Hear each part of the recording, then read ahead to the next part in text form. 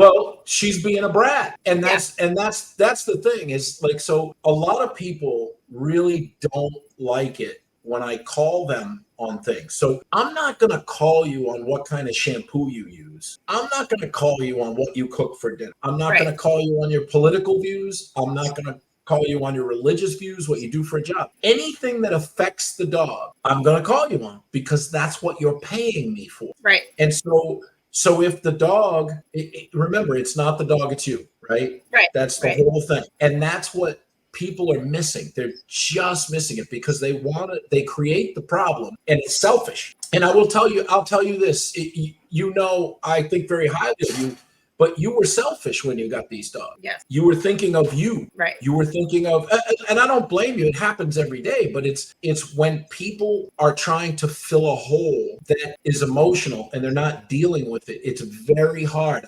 I've told you stories about how people proceed from a false assumption.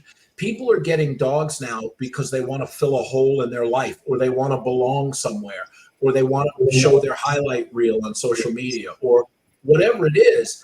And I'm here to tell you how the dog is perceiving your movement, by what you're doing. It's super important, Jen, to understand this. It's just very hard for people to understand this.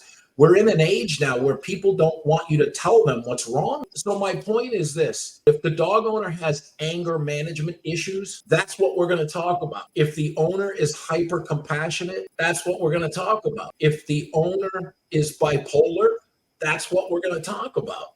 Right. People are using dogs to stay in this place that they want to stay in. That's an illusion for the dog. It's so your actions speak louder than your words, right? If you're trying to teach the dog that it's your house, you don't have to go old school and beat the shit out of the dog. That's the problem. And so when I hear people say stuff like that, like, well, you need to be alpha. What the fuck does that mean, be an alpha? What does it mean? Tell me exactly what it means to be alpha, and with which dog, because they're both different. Right. Now, if you try to be alpha with him, he'll just go, he is so fucking stupid. He just thinks it's foreplay. Right. If you try to do it with my little pit bull, she'll kill you. She don't know who you are. Right. You can't just jump from here to here, because the dogs are a year old now, and they're going to start to go, bitch, who the fuck do you think you are? It won't happen fast, but the chances of it happening go right through the roof.